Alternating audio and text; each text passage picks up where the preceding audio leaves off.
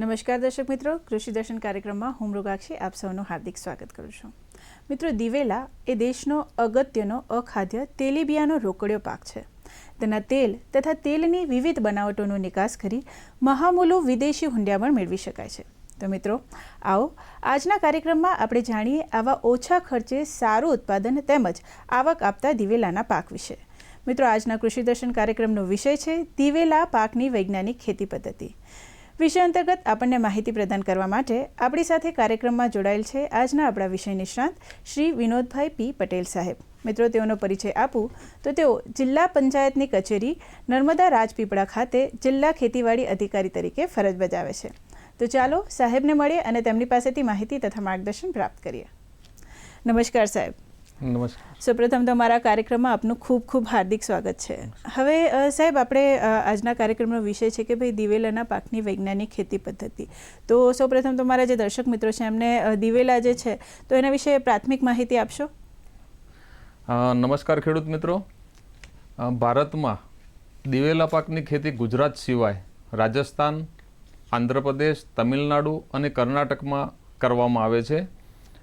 દુનિયાની વાત કરીએ તો દુનિયાના દેશોમાં દિવેલાનું ઉત્પાદનમાં ભારતનો હિસ્સો 78% જેટલો છે.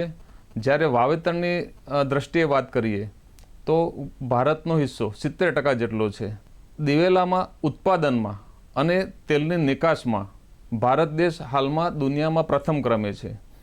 ઓછા ભેજ સામે ટકી રહેવાની શક્તિ, ઓછા ખર્ચે વધુ આર્થિક ફાયદો તથા રોગો અને જીવાતોનો ઓછા પ્રશ્નોના કારણે દિવેલા પાક ખેડૂતોમાં ધીમે ધીમે લોકપ્રિય થઈ રહ્યો છે અને વાવેતર વિસ્તારમાં વધારો થઈ રહ્યો છે. દિવેલા પાકની ગુજરાતમાં જો ઉત્પાદકતાની વાત કરીએ તો હાલમાં આપણી સરેરાશ ઉત્પાદકતા 2060 કિલોગ્રામ પ્રતિ હેક્ટરે છે. બરાબર છે. તો સાહેબ, દિવેલાના પાક વિશે તો આપણે માહિતી આપી. હવે ખાસ કરીને અમારા જે ખેડૂત મિત્રો છે એમને જણાવો કે આ જે પાક છે તો એને કેવા પ્રકારની જમીન અનુકૂળ આવે છે અને કેવા પ્રકારની આબોહવા એને અનુકૂળ આવે છે? દિવેલા પાક માટે ફળદ્રુપ અને સારી નિતારવાળી મધ્યમ કાળી, ગોરાડુ તથા રેતાળ ગોરાડુ જમીન ખૂબ જ અનુકૂળ છે.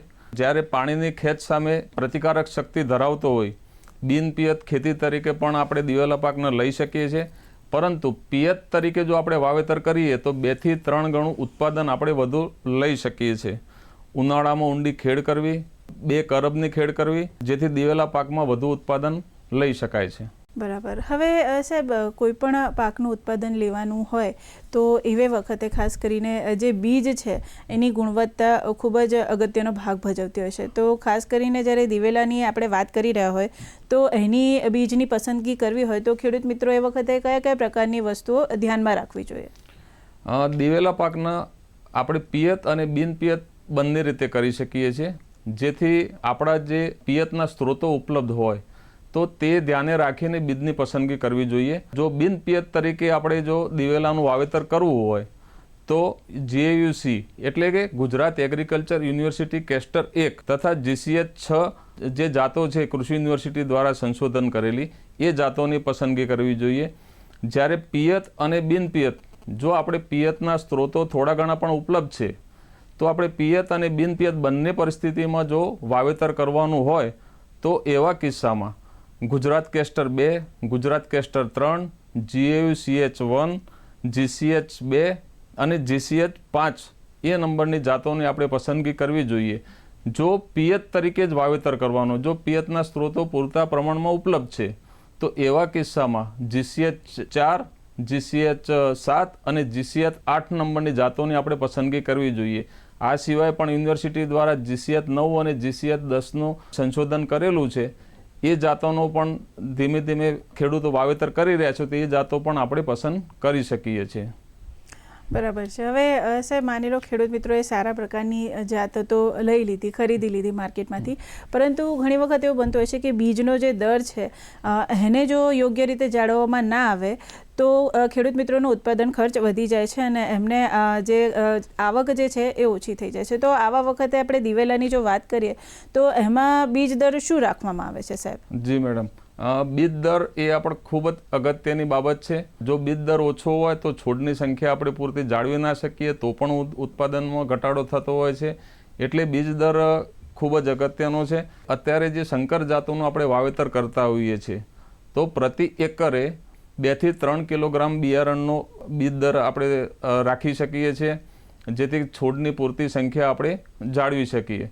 જો હેક્ટરે વાવેતર કરવાનું હોય તો 5 થી 6 કિલો બીજ એમાં ઉપયોગમાં લેવું જોઈએ. બરાબર. હવે સાહેબ, આ જે બીજ દરની તો આપણે ધ્યાન રાખ્યું ખેડૂત મિત્રોએ, પણ દિવેલાના પાકમાં એવું કંઈ ખરું કે જ્યારે બીજ વાવવાના હોય તો એ વખતે ખાસ પ્રકારની એને માવજત આપીએ તો જેથી કરીને સારી ગુણવત્તાવાળું ઉત્પાદન મળી શકે, તો એના વિશે માર્ગદર્શન આપશો? હાજી.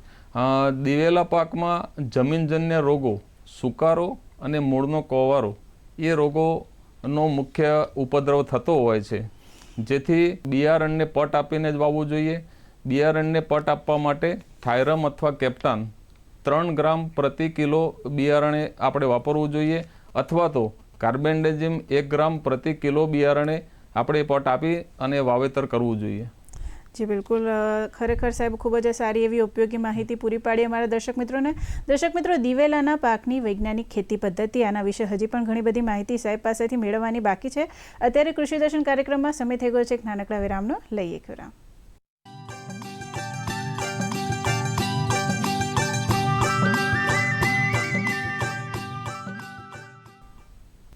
વિરામ બાદ ફરી એકવાર સ્વાગત છે આપ સૌનું કૃષિ દર્શન કાર્યક્રમમાં. મિત્રો, આજના કાર્યક્રમમાં આપણે વાત કરી રહ્યા છીએ દિવેલાના પાકની વૈજ્ઞાનિક ખેતી પદ્ધતિ વિશે. તો જેમ સાહેબે એની પ્રાથમિક માહિતી આપી અને જણાવ્યું કે ભાઈ દિવેલાનો જે પાક છે તો એને કેવા પ્રકારની જમીન, કેવા પ્રકારની આબોહવા અનુકૂળ આવે છે.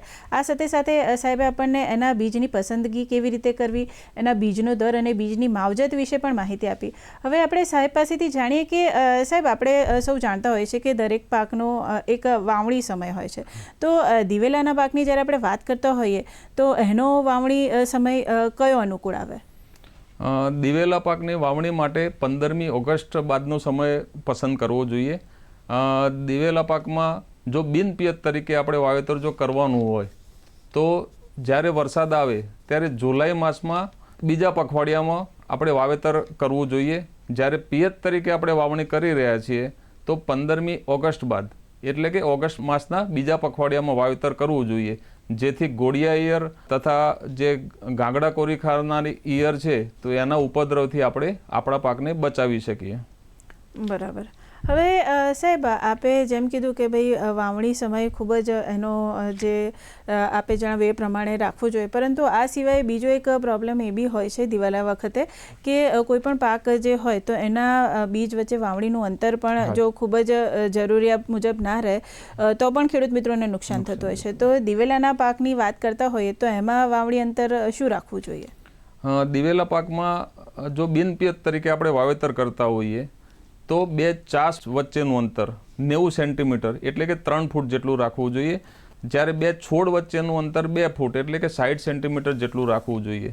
જો પિયત પાક તરીકે આપણે વાવેતર કરી રહ્યા છીએ તો 2 ચાસ વચ્ચેનું અંતર 120 સેન્ટીમીટર એટલે કે અંદાજે 4 ફૂટ, તેમજ 2 છોડ વચ્ચેનું અંતર 75 સેન્ટીમીટર જેટલું રાખવું જોઈએ.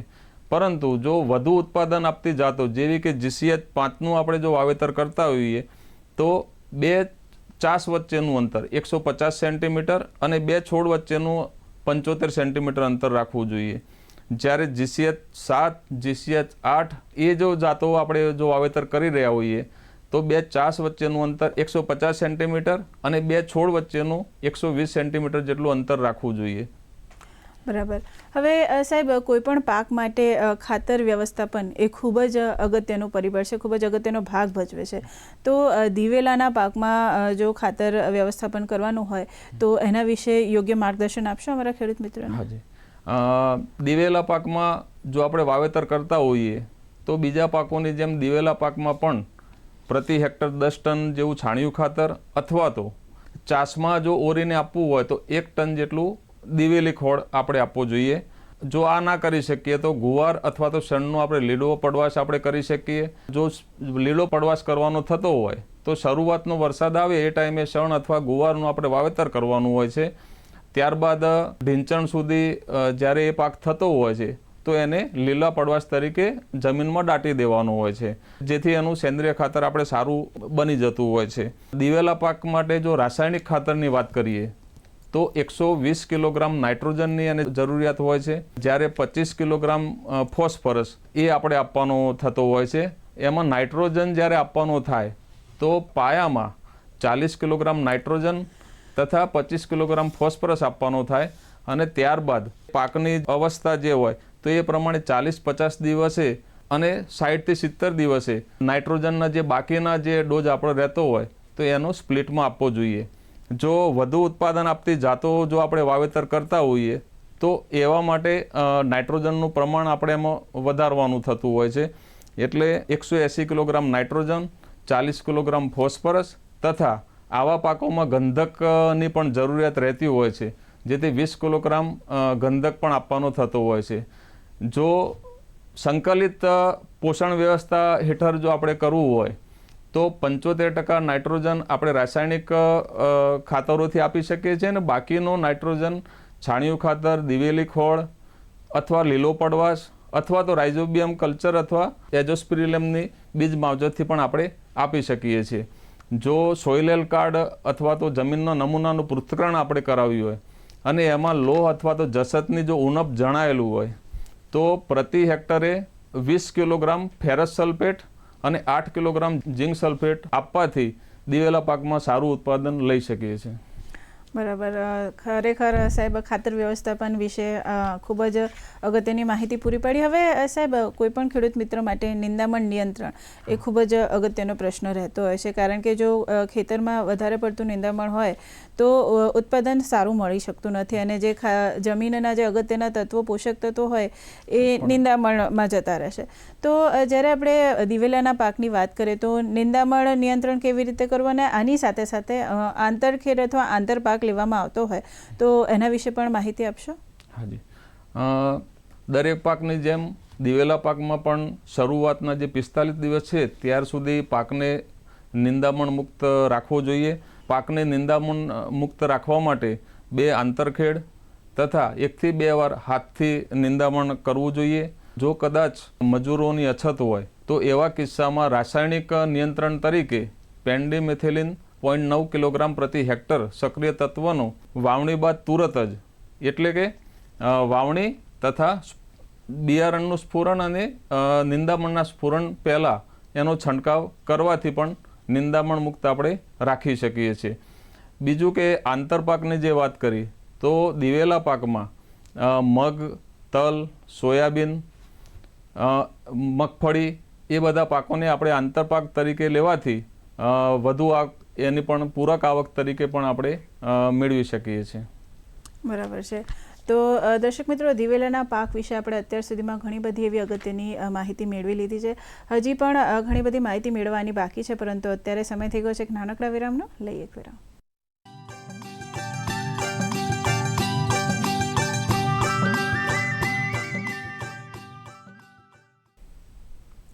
વિરામ બાદ ફરી એકવાર સ્વાગત છે આપ સૌનું કૃષિ દર્શન કાર્યક્રમમાં. અને મિત્રો, આજના કાર્યક્રમમાં આપણે વાત કરી રહ્યા છે દિવેલાના પાકની વૈજ્ઞાનિક ખેતી પદ્ધતિ વિશે. તો આપણી સાથે સાહેબ જોડાયા છે, વિનોદભાઈ સાહેબ. એમણે ઘણી બધી ઉપયોગી એવી માહિતી આપણને પૂરી પાડી છે કે ભાઈ દિવેલાના પાકની ખેતી કરવી હોય તો કયા કયા મુદ્દા છે જેને ધ્યાનમાં રાખવા જોઈએ. આ સિવાય બીજો એક ખાસ પ્રશ્ન એ થાય સાહેબ કે પિયત, જો કોઈપણ પાકને પિયત સમયસર ના મળે, વધારે મળે અથવા તો ઓછું મળે તો જોઈએ એવું ધાર્યું ઉત્પાદન મળતું નથી. તો દિવેલાના પાકમાં પિયત માટે કયા કયા મુદ્દાઓ ધ્યાનમાં રાખવા જોઈએ?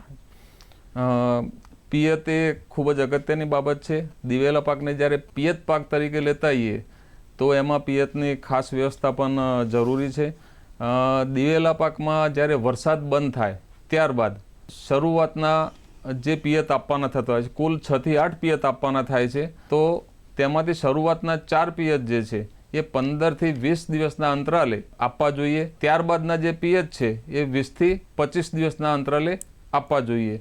જો ડ્રીપની વ્યવસ્થા હોય તો જો પાછળથી પિયત આપણે જો આપી શકતા હોય, જ્યારે બિન પિયત તરીકે લીધો હોય પણ આપણા જોડે જો પિયતના સ્ત્રોતો થોડા ઘણા છે અને ડ્રીપ હોય તો ડ્રીપમાં 1 થી 2 વાર પિયત આપવાથી પણ ઉત્પાદનમાં વધારો કરી શકતા હોઈએ છીએ. બરાબર. હવે સાહેબ, આપણે તમે જેમ પિયત વિશે જાણકારી આપી, આ સિવાય જો ખેડૂતોને બીજો એક પ્રશ્ન પાક લેતી વખતે નડતો હોય તો એ છે પાકને લાગુ પડતા રોગો. તો દિવેલાના પાકને કયા કયા પ્રકારના રોગો લાગુ પડે અને એના માટે તકેદારી રાખવા માટે કયા કયા પગલાં લઈ શકે ખેડૂત મિત્રો? દિવેલા પાકમાં મુખ્યત્વે સુકારો અને મૂળનો કવારો રોગ આવતા હોય છે અને એનાથી મોટા પ્રમાણમાં નુકસાન થતું હોય છે. એટલે જ્યારે દિવેલાનું વાવેતર કરવાનું થાય, દિવેલાની ખેતી કરવાની થાય, તો બીજને ફરજિયાત ફૂગનાશક દવાનો પટ આપીને જ વાવેતર કરવું જોઈએ. જેમ અગાઉ વાત કરી તો થાયરમ, કેપ્ટન અથવા તો કાર્બેન્ડેઝિમનો પટ આપીને જ બિયારણ વાવેતર કરવું. ઓછામાં ઓછા 3 વર્ષે દિવેલા પાકની જે આપણી ખેતી છે એ તો ફેરબદલ કરવી. તો તેનાથી પણ આપણે સુકારા અને મૂળના કોવારા જેવા રોગોમાં આપણે પાકને બચાવી શકીએ છીએ. ઉનાળામાં ઊંડી ખેડ કરવી. છાણિયા ખાતર અને લીલા પડવાશનો જો આપણે કરી શકતા હોઈએ, જો છાણિયું ખાતર ઉપલબ્ધ હોય, અત્યારે પશુપાલનનું ધીમે ધીમે વ્યવસાય ઓછો થઈ રહ્યો છે એટલે છાણિયા ખાતરનો થોડા પ્રશ્ન હોય છે, પરંતુ જો છાણિયું ખાતર ઉપલબ્ધ હોય તો છાણિયું ખાતર અને લીલો પડવાશ ખાસ કરવો જોઈએ. જ્યારે આપણે ખેતરમાં ફરતા હોઈએ અને જો રોગવાળા કોઈ છોડ આપણને ધ્યાનમાં આવે છે તો આવા છોડને ઉખાડીને ખેતરની બહાર લાવી અને એનો નાશ કરવો જોઈએ. સુકારાના રોગ સામે જે રોગ પ્રતિકારક જે શક્તિ ધરાવે છે એવી જાતો GCH 7 છે, GCH 8 છે અને નવી જે જાતો જે 9 નંબર અને 10 નંબરની જાતો છે તો એવી જાતોને વધારે પસંદ કરવી જોઈએ. મૂળનો કોવાળો જે છે એ મોટાભાગે ઓગસ્ટ, જ્યારે ભાદરવો માસ આપણો જે શરૂ થતો હોય છે તો એ ટાઈમે ગરમીનું પ્રમાણ થોડું વધુ હોય છે અને ભેજ ઓછો હોય છે. તો આવા સમયે મૂળના કોવારાનો પ્રશ્ન વધારે જોવા મળતો હોય. તો આવા કિસ્સામાં રાત્રે પિયત આપવું જોઈએ, જેથી મૂળના કોવારાનું પણ આપણે થોડું નિયંત્રણ કરી શકીએ છીએ. આ સિવાય મૂળના કોવારામાં GCH 2 તથા GCH 6 જાતો રોગપ્રતિકારક શક્તિ ધરાવે છે. તો જે વિસ્તારોમાં આ રોગનું પ્રમાણ વધુ જણાતું હોય તો એવા વિસ્તારોમાં આ જાતો પસંદ કરવી જોઈએ. બરાબર છે. એટલે આપણે એવું કહી શકીએ કે જો રોગ પ્રતિકારક શક્તિ ધરાવતી જાતો વાપરવામાં આવે અને અમુક જે વાતો તમે હમણાં જણાવી, મુદ્દાઓ એ ધ્યાનમાં રાખવામાં આવે તો ખેડૂત મિત્રો દિવેલામાં આવતા રોગોથી નિયંત્રણ પામી શકે છે. હવે આપણે રોગોની વાત કરીએ એવી રીતે જે દિવેલાના પાકને ઘણી બધી જીવાત જે છે, જેમ તમે શરૂઆતમાં કહ્યું હતું કે ભાઈ ડોડવા ખોડી ખાનાર ઈયળ અને આ સિવાય ઘોડિયા ઈયળ, તો એનાથી બચવું હોય અથવા તો આ સિવાય બીજી પણ ઘણી બધી પ્રકારની જીવાત છે જે દિવેલાના પાકને લાગુ પડે છે. તો એ કેવી રીતે ઓળખવી અને એના નિયંત્રણ માટે ખેડૂત મિત્રોએ શું કરવું? દિવેલા પાકમાં મુખ્યત્વે જે જીવાતોની વાત કરીએ તો મુખ્યત્વે ઘોડિયા ઈયળ એક આવતી હોય છે, ડોડવા ખાનારી ઈયળ આવતી હોય છે, બીજું એક મોથ આવતું હોય છે અને આ સિવાય તડતડિયા, થ્રિપ્સ અને સફેદ માખીનો ઉપદ્રવ જોવા મળતો હોય છે. ઘોડિયા ઈયળનો ઉપદ્રવ મોટાભાગે ઓગસ્ટ, સપ્ટેમ્બર માસમાં વધુ જોવા મળતો હોય છે અને જ્યારે ઉપદ્રવ વધુ પ્રમાણમાં થતો હોય તો ઘોડિયા ઈયળ દિવેલા પાકના પાન ખાઈ જતી હોય છે, એટલે પાન વગરના આપણો પાક કરી દેતા હોય છે. તો પ્રકાશ સંશ્લેષણની ક્રિયા અવરોધાય છે એટલે આપણા પાકનું જે સરવાળે જે ઉત્પાદન છે એમાં ઘટાડો થતો હોય છે. ડોડવા કોરી ખાનાર ઈયળ જે છે શરૂઆતના કુમળી અવસ્થા હોય જ્યારે છોડની, ત્યારે થડને નુકસાન કરતી હોય છે અને ત્યારબાદ જ્યારે ડોડવા લાગતા હોય છે તો ડોડવામાં અંદરનો ગર્ભ ખાઈ જતી હોય છે, જેથી આપણા ઉત્પાદન ઉપર બહુ જ માઠી અસર કરે છે. તો યાંત્રિક નિયંત્રણની જો વાત કરીએ તો ઉનાળામાં ઊંડી ખેડ કરવી, જેથી જે આના કોસેટો હોય જે આપણા ઈયળ અને ડોડવા ખાનાર ઈયળના, તો એનો આપણે નાશ કરી શકતા હોય છે. ઈયળો જો ઓછી હોય અને આપણા ધ્યાનમાં આવે છે તો આપણે હાથેથી વીણીને એનો નાશ કરવો જોઈએ. આ સિવાય જે શરૂઆતમાં વાત કરી એમ કે આપણું વાવેતર 15મી ઓગસ્ટ બાદ જો કરવામાં આવે તો ઘોડિયા ઈયળ અને ડોડવા ખાનાર ઈયળનું આપણે મહદઅંશે નિયંત્રણ શરૂઆતથી જ કરી શકીએ છીએ. જો યાંત્રિક નિયંત્રણથી જો આપણે નથી કરી શકતા તો રાસાયણિક નિયંત્રણ તરીકે ક્વિનાલ્ફોસ, ક્લોરોપાયરીફોસ અને મોનોક્રોટોફોસનો 15 દિવસના અંતરે છંટકાવ કરવાથી નિયંત્રણ કરી શકીએ છીએ. આ સિવાય તડતડિયા, જે થ્રિપ્સ અને સફેદ માખીનો જો ઉપદ્રવ જણાય તો આવા કિસ્સામાં મોનોક્રોટોફોસ છે, ડાયમિથિયોડ છે, તો એનો 20 ml પ્રતિ 10 લીટર પાણીમાં મિશ્રણ કરીને છંટકાવ કરવાથી નિયંત્રણ કરી શકાય છે. સફેદ માખીના નિયંત્રણ માટે આપણે લીંબોળના જે દવા આવતી હોય છે તો એનો પણ 50 ml પ્રતિ 10 લીટર પાણીએ ઉપયોગ કરીને છંટકાવ કરવાથી નિયંત્રણ કરી શકીએ છીએ. બરાબર છે. ખરેખર સાહેબ તમે ખૂબ જ ઉપયોગી એવી માહિતી પૂરી પાડી અમારા દર્શક મિત્રોને, અને ખાસ કરીને દિવેલાની જે પાક છે એની વૈજ્ઞાનિક ખેતી પદ્ધતિ વિશે ખૂબ જ સારું એવું માર્ગદર્શન પૂરું પાડ્યું. તમે અમારા કાર્યક્રમમાં આવ્યા અને અમારા જે દર્શક મિત્રો છે એમને ખૂબ જ અગત્યની માહિતી પણ આપી. હવે સાહેબ જતાં જતાં કોઈ નાનકડો સંદેશો આપવા માંગતા હોય કે દિવેલાના પાકનું ઉત્પાદન જે ખેડૂત મિત્રો કરવા માંગતા હોય તો એમને શું કહેશો? દિવેલા પાક માટે જે જાતની પસંદગી કરવાની હોય તેમાં ખાસ તકેદારી રાખવી. આપણા જોડે પિયત સ્ત્રોતો હોય એ અનુસાર જ જાતની પસંદગી કરવી. હાલમાં બજારમાં આપણી યુનિવર્સિટી દ્વારા જે પ્રમાણિત કરેલ છે, યુનિવર્સિટી દ્વારા જે સંશોધિત કરેલી છે એ જાતો સિવાય પણ ખાનગી કંપનીઓની પણ ઘણી બધી જાતો બજારમાં ઉપલબ્ધ હોય છે. તો જાતની પસંદગી બાબતે ખૂબ તકેદારી રાખવી જોઈએ. દિવેલા પાકનું જ્યારે વાવેતર કરતા હોઈએ તો ઉનાળામાં ઊંડી ખેડ કરીને ખેતર તપાવવાથી દિવેલા પાકમાં આપણે સીધો એક ઉત્પાદનમાં વધારો કરી શકતા હોઈએ છીએ. બીજું, દિવેલા પાકમાં જે ગંધકની ઉણપ વર્તાતી હોય છે તો દિવેલા પાકમાં ઉત્પાદનમાં એનાથી બહુ જ ફરક પડતો હોય છે.